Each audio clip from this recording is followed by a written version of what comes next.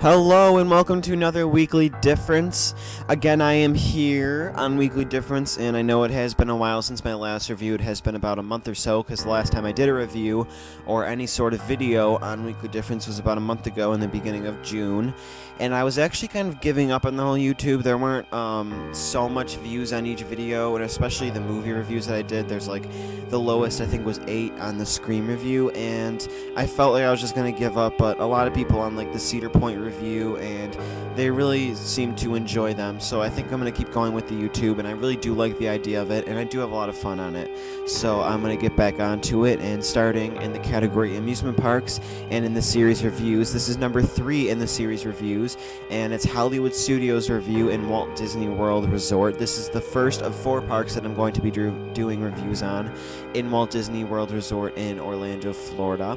And obviously I'll be doing all the parks there, starting with Hollywood Studios, which was previously known as MGM Studios, but now it's Hollywood Studios. And just to mention before I get into the contents of the video, the previous video in the series reviews on the category amusement parks on Weekly Difference, I know it gets really confusing, but if you watch my first video, Cedar Point review, I explain everything. Just click on my channel and then you can go to the video, and I think it's more towards the end when I explain how everything works.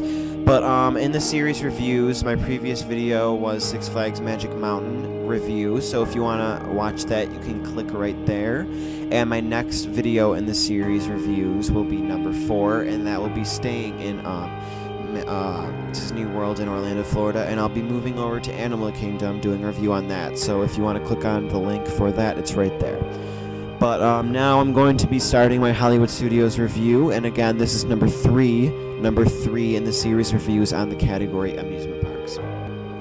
So I'm going to start off, as I do with most of my amusement park reviews, in their rides. And Hollywood Studios and most of the Disney World parks aren't really known for their rides. I mean, they do have amazing rides, but along with that, there's so much magic and so much different cool restaurants, shows, things to see, just stuff like that that makes the parks what they are. So I'm just going to go over the rides. I'm not going to spend the whole time on them, but they are a very important feature to the parks. But again, the whole resort isn't about rides, it's about the magic and everything inside of that. So the first ride I'm going to start off on is the Great Movie Ride, and I'm going to rate each ride on a scale from 1 to 10, and this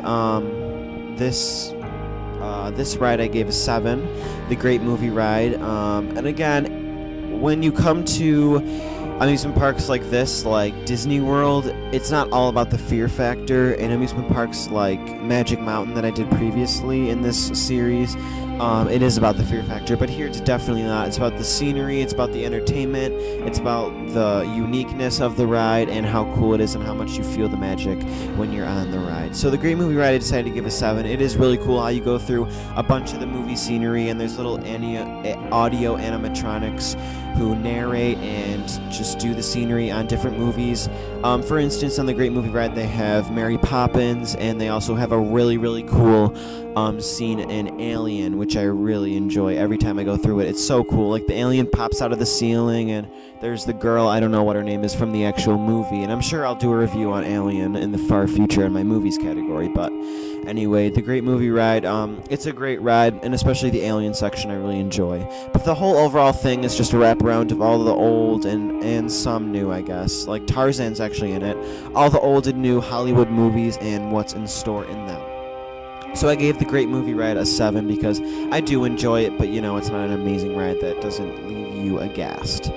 So the next ride is Rock and Roller Coaster, which is a very thrilling ride. I gave this a 9 because, you know, the whole theme, Aerosmith, is really cool, and especially the video before you go into the actual ride waiting area itself, when it says how she needs to get everyone to the concert, the Aerosmith concert or whatever, and she needs a huge car, and the car is the ride itself. That's like the track going to the concert, and at the end you actually end up in a VIP section of the concert, which is a very cool feature to the ride. And the whole ride is very unique. I haven't seen it really anywhere else except for like Disney World parks in Paris or whatever, but that's just basically the same kind of amusement park. But Rock and Roller Coaster is an awesome ride. It always leaves me wanting to go on it again, and I gave it a 9 for that reason, especially because of the scenery, and the theme is just really cool, and it's very thrilling too. It's like an upside down inside a dark like tunnel like ride. It's very, very cool. I do suggest going on it. And then the next ride that I'm going to do is Star Tours, and they actually changed Star Tours. I think it's The Adventure Continues, and that's actually what I'm talking about here is Star Wars The Adventure Continues. I rated this an 8 because every time I go on this I have tons of fun. I love when C-3PO and like those kind of characters narrate, and you get in their like spacecraft and you put on your 3D glasses and they take you through different Star Wars scenery, and it's really cool just how you know, navigate through space in the Star Wars trilogies. But it's an awesome ride, very unique. I gave it an 8 because I always have so much fun on it, and the theme is awesome obviously, and everything about it is just really cool, so I gave it an 8. The second last ride that I'm going to be rating on a scale from 1 to 10 and really going over a lot is Toy Story Midway Mania, and this is another interactive ride. They have a lot of these at Disney World, which is awesome. It gives the riders a chance to actually become involved with the ride, and you are involved in the ride obviously on the other rides, but this is really cool. I gave this an 8. It's sort of like Buzz Lightyear Space Ranger Spin, which is at Magic Kingdom, but it's really cool. You put on 3D glasses, it's 3D, and you try to shoot the different targets and stuff in like Toy Story scenery, and your car keeps spinning, and it's just really cool and a really fun time. And especially all those 3D rides, I really like the 3D rides like Star Wars or Star Tours and Toy Story Midway Mania. Those are both 3D. And, you know, Disney World just offers a lot of really cool 4D and 3D experiences, and it just offers a lot of cool magical stuff to go on, and that's why they're so unique and why everyone goes to them, and why they're always so busy especially is because everyone loves the parks, and every single one of their rides is super unique, and it gives you, you know, so much entertainment, and you just want to go back for more. So the last ride that I'm going to be going over is the Tower of Terror, which is my all-time favorite at this park, and it might be one of my favorites in the whole resort. And it's so awesome, especially because I'm into a lot of horror stuff and a lot of scary stuff. It really, like, I don't know, it really entertains me. Not that I'm like some kind of freak show or anything, but the Tower of Terror is a really awesome ride, and that's why I decided to give it a 10 overall. And you know, again, when you're rating these kind of rides in this kind of amusement park, it's not all about the fear factor, even though this does have the fear factor and the thrill factor. It's like it's sort of like a drop tower that a lot of amusement parks have, but it's with a twist, and it gives you a storyline about the Tower of Terror. And there actually is a movie based on this ride, which a lot of people don't know, and a lot of people haven't seen it, but there is a movie based on the Tower of Terror, and it's an awesome movie, and I used to watch it when I was little. I think I own it. So that's a really, really cool movie. Maybe in the future I might even do a review on it or something like that. But it is an awesome ride, Tower of Terror. You go through like this elevator. Obviously you're in an elevator, and what actually happens is there's like a big storm, and it crashes the elevator, and it makes it like go super fast down, and that's why it's like a drop tower. It's because the lightning sort of strikes it, and then I think there's ghosts or something. I'm not 100% sure on the storyline. It kind of gets confusing at points, but it's really cool how they show like it's the Twilight Zone themed. And actually, before you actually go into the ride itself, there's like a film about the Twilight Zone, and it's really cool. And then you go into the ride, and you go through all this scenery about the Tower of Terror and the characters that go along with it, and then you start dropping, and it's just a really, really fun and scary time. But it's very entertaining, and if you don't go on that, you're really missing out. So I do suggest going on that, and that's why I gave it a 10. So the next thing I'm just gonna go over is just some other things in the park that I thought are worthy talking about.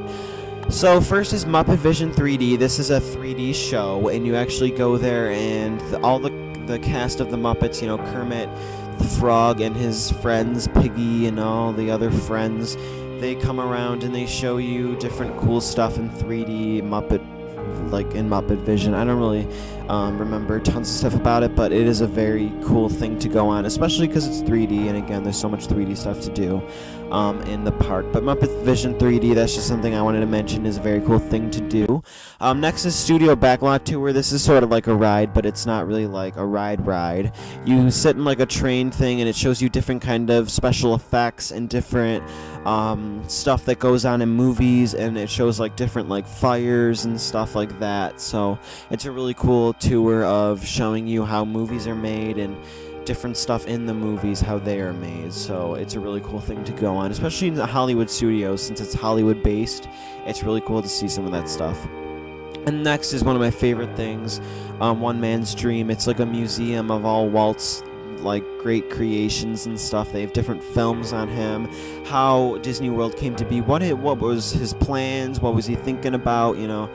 And he was just an amazing man, and it all started with a dream and a mouse, is what he said, and he definitely made it happen with his dream, to make everyone still see Disney as like one of the most magical things that there is. So it was all because of Walt Disney, actually, that this all happened. And, you know, we need to pay honor to him for that, and One Man's Dream is basically something that does that, and it gives you different wraparounds and stuff on what he was thinking and his plans and what he did as a man, and as an, you know, what he did as an inventor and what he brought to so many people.